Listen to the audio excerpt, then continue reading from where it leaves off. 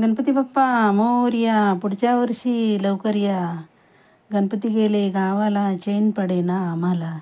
गणपती बाप्पा जाण्याचा दिवस कधी उजाडला ते पण कळलं नाही.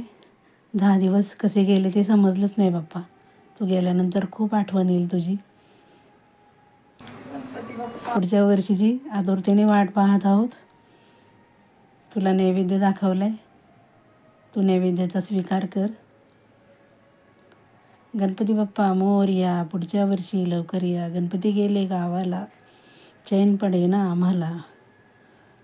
तुझं वास्तव्य खूप मनाला भावून जातं. तू जाताना अगदी कंठ दाटून येतो. असं वाटतं जाऊच नाही तू. भावुक क्षण आहे हा.